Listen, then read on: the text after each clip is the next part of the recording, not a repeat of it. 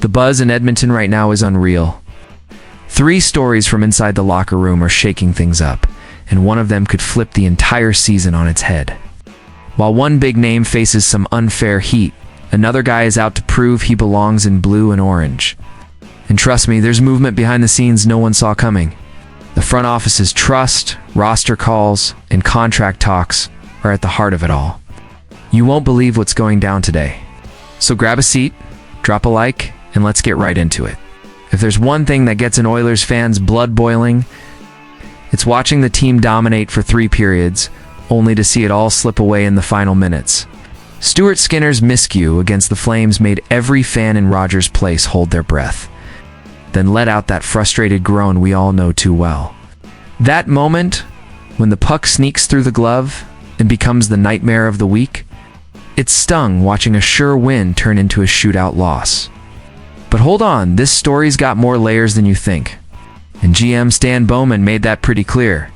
After bouncing back with that win over Vancouver, Bowman spoke firmly. His message was simple: full confidence in the structure and in his starting goalie. For anyone doubting it, he didn't sugarcoat things. Yeah, he made a mistake. But those other goals were just bad bounces. That changed the tone completely. First, it showed the room's not divided. Second, it proved the organization still sees Skinner as a pillar, not a problem. What really got fans talking, though, was the double standard. Bowman pointed out something most people forgot.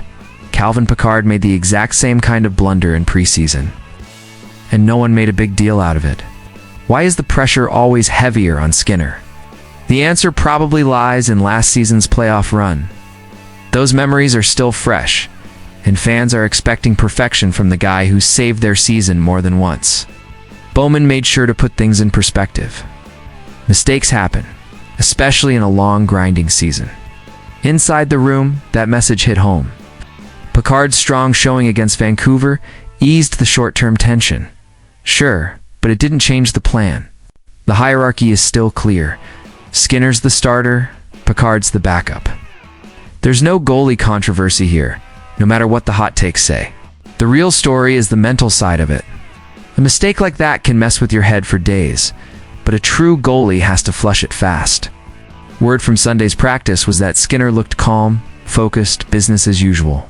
That's the kind of mindset that separates guys who fold from those who feed off the pressure. Bowman doubled down, saying the group's tight, that mutual trust is what championship teams are built on. And you know what? That message lights a fire in the room. It shows the GM's got his players' backs, and that builds the kind of loyalty you can't fake. And that wasn't even the biggest twist of the day. While the room's still catching its breath from the last few games, another headline's got fans buzzing. Jack Roslovic is coming to town, and his debut could happen as soon as Tuesday at Madison Square Garden against the Rangers. A perfect stage for a fresh starter for endless debates about roster choices. That 1-year, $1.5 million deal looked modest at first, but it could make a way bigger impact than anyone expected. The question is, who comes out to make room for him? The answer seems obvious after the first couple of games: Isaac Howard. A talented kid, no doubt, but still learning the NHL pace. Just 21 minutes of ice time over 2 games, no goals, limited defensive presence, and not much spark offensively. It's not a knock on him, just reality. The jump from college to the NHL is massive, and Howard's feeling every bit of it. The kid's got skill, though. He won the Hobby Baker, lit up the NCAA with 26 goals and 26 assists. But now, he's up against grown men who use every inch, every second, to their advantage. And for a team like the Oilers, in full win-now mode, every line's gotta deliver. You can't use the 4th line as a development project. Harsh, but that's the game. Sending Howard down to Bakersfield is starting to look like the right call. He'd get 20 minutes a night, build rhythm and confidence, and have room to make mistakes, something the NHL doesn't allow. And it's not about giving up on him, it's about long-term strategy. While Howard grows, Roslovic steps in, ready to go. He's fast, competitive, and can bring solid depth down the middle for an already lethal offense. The roster puzzle is tricky, though. Who makes way? Noah Philp, maybe? He just scored his first NHL goal, and waiving him would be risky. Curtis Lazar hasn't played yet, but carries veteran status, which complicates things. Tomasek, he's looked better than Howard so far, showing awareness and grit. Honestly, it's tough to justify keeping Howard up right now. Bowman's expected to make the call before puck drop in New York. And all signs point to Roslovic making his Oilers debut in blue and orange. Fans are hyped to see some fresh energy, maybe a spark with McDavid and Draisaitl. That little jolt of excitement only a surprise signing can bring. But hang on, because what's next could have a huge impact on the Blue Line's future. Behind all the roster talk, there's another storyline brewing: Brett Kulak's potential contract extension. And every Oilers fan knows that a team chasing the cup can't afford to lose key pieces at the wrong time. Kulak's 31 now in the final year of his deal. It's set to become a UFA on July 1st. That means it's decision time: extend him now or risk losing him for nothing. It's not a simple call. Since coming over from Montreal in 2022, Kulak's been rock solid, reliable in transition, and in his own zone. His minutes and impact have climbed, and so has his market value. Here's the dilemma. Edmonton would like to keep him as a fifth defenseman around $3.5 million a year. But Kulak's camp is likely aiming closer to $4.5 million, the going rate for a steady top four guy. Ryan Rashog from TSN reported that early talks have already started. Nothing close yet. But the fact they're talking at all shows Edmonton wants to get ahead of it before other teams come calling. For Kulak, it's not just about money. It's about context. The Oilers are built to compete now and in the near future. Playing alongside guys like McDavid and Draisaitl isn't just about exposure, it's about legitimate chances to win.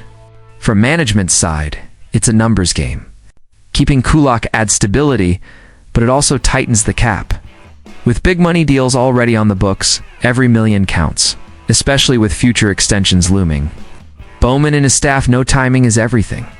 Get a deal done now, and it might be cheaper than trying to re-sign him after a strong season when half the league comes knocking. Fans are split. Some want to lock him up right away to avoid distractions. Others say wait and see if he keeps playing at this level. Fine, but if not, maybe it's time to move on.